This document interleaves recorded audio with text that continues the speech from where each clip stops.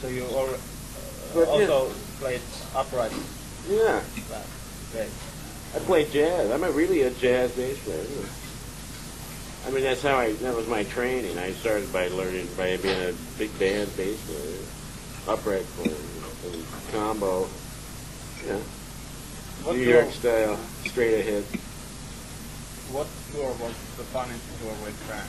The one that we went to Helsinki and did that Beat the Food. The funnest gig I ever did with Frank was a gig in Copenhagen on that tour. That was the funnest gig.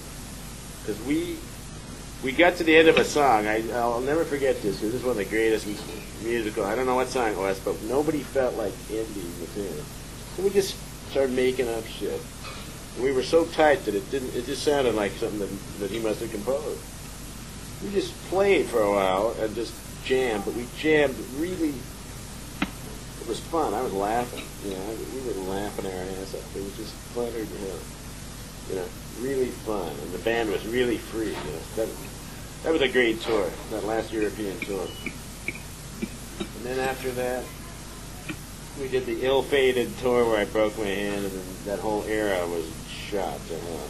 That was it. One football play killed that whole thing. Maybe. Didn't have to, but it did. All we had to do was take 3 weeks off.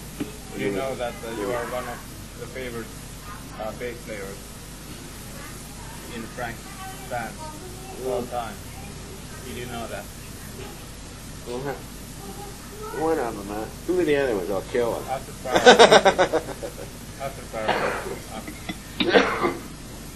Yeah, I like Arthur. In fact, Arthur came to me and I went with Jean-Luc, which was a big mistake. Tell me about that something. Jean-Luc was, I don't know. His music was pretty fun, but it was extremely, unbelievably loud. It was way too loud. It was so loud that I would go, after a gig, I'd go back to my hotel room, and it'd still be loud. My ears would ring all night, super loud, And I didn't want to put shit in there, but he would like feeling, those glissandos. He goes, woo, woo, some kind of weird sexual. I don't know what the hell it is, but it was painful and a drag, and he paid us nothing, and politically that sucked. And it was a real drag, and I don't want to get too much into it, but let me just say it was no fun. Although I enjoyed some of the guys in the band, like Sturmer and me, used to go out and he'd play acoustic guitar after the gig, and I'd whip out the violin, and we'd just do a bunch of avant-garde compositional shit in our hotel room late at night. I'd mute my violin because I just barely hear it. We'd sit there and just jam our brains out on these avant-garde pseudo-classical pieces that we'd be making up. And that was a lot of fun. Cranny was a pretty good drummer. He was in the band. Art Cranny. And Zavad was hilarious. Alan Zavad. He had a thing where he'd hit a note and then he'd twirl around and try to hit the same chord again. He'd hit a chord and then he'd twirl around and try to hit the same chord. And he never did. He never hit it again. He always missed it. It was pure comedy, man. I was God, what an idiot, But he was, it wasn't totally bad. It just ended bad. I just have a bad feeling about it, I don't want to go into it, but it was not professionally done, it was a rip-off. That's all I can say. How did you find playing with bands from Ethiopia after all the years? All those years? The last tour we did was a lot of fun. I never played with Chad before. He's a real good player. Chad's really good. And, I don't know. It hasn't reached its peak. I'd like to see it get to the level of that European, of that band I was talking about with Frank, the last really good band that was with him. And it could. It's got the same quality of musicians. The guitar player in there is a terrific player, right? Mike Miller. Great player.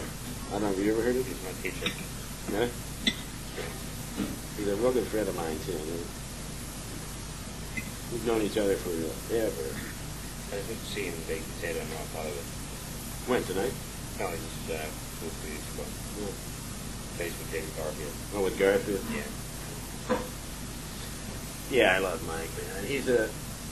He's writing a bunch of stuff, you know. And he's happening. We recorded 2 of his songs. You know that one called Bad Dog? Bad Dog and Jig. We did both. We did Jig on the.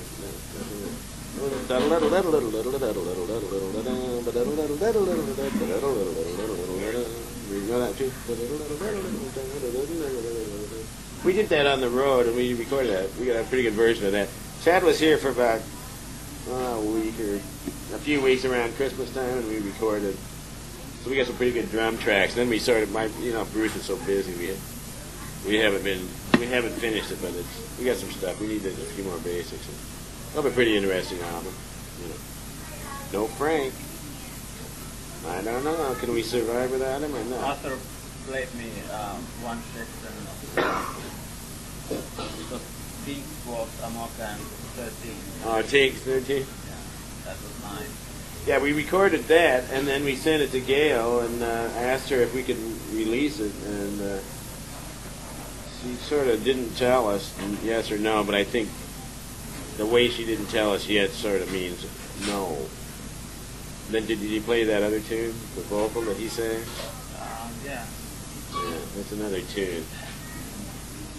You know, I mean, I'd rather do those tunes than do. I definitely don't want to do something like the first record, because what's the point? You know, it's already been recorded. Why do it again?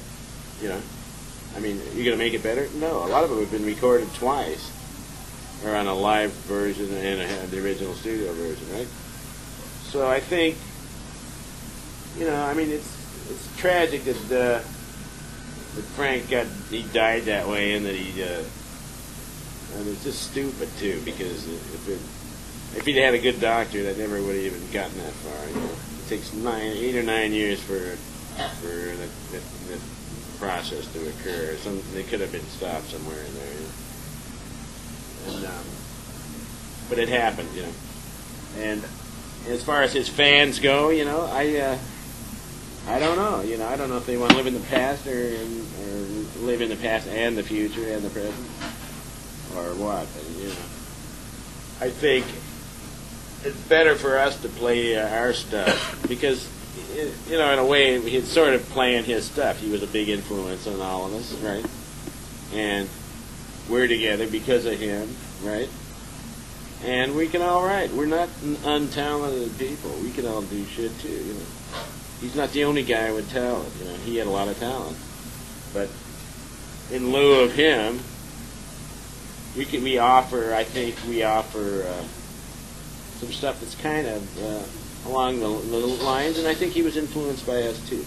What I'm driving at is that he gets too much credit for the things that the guys around him contributed. He gets more than he deserves of a lot of stuff, and I don't think anybody seems to know that or give anybody credit other than him, because I'm telling you, he was great, but a lot of the stuff he did was organized things that were in the air from everybody else, and he couldn't have done that stuff in a vacuum. If you take out all the other guys' contributions to a song like Inca Roads, it's not going to be Inca Roads anymore, or half of that stuff. You know? It's just not going to be that, because he didn't think of it. He remembered it, and he organized it. So it's in fairness to the other guys, you know, we at least deserve to be listened to in the organization, which is similar to what he put together. See, I mean, we're his legacy. That's what I think. You know what I mean? We're the only legacy really that there is, except for all the recordings that are there, and they're worth listening to, and there's a million of them. But if the fans want to have something new that's related, cosmically or otherwise, we're about it. We're it, basically. You know, maybe not just this band. I mean, there was a lot of guys that played with him that were good musicians and who can write and stuff. You know, but those guys deserve to be heard by his fans. That's what I think, and that's the way to keep him alive, too. That's what Ryko doesn't seem to understand. You know, they should have signed. They're not going to sign. They're not signing it. And they've invested all this money in his stuff, and if they don't have guys like us pushing it, it's going to die on the bus. Make any sense? No.